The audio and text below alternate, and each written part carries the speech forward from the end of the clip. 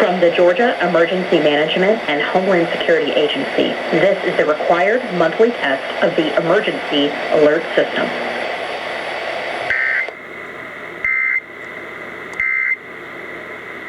And news that affects you.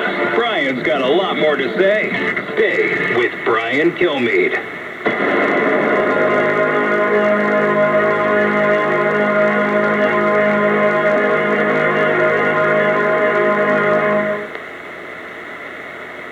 The global upheaval caused by Russia's invasion of Ukraine and the crippling sanctions on Russian trade are having massive ripple effects across the world, including right here in the USA. And it's not just at the gas pump.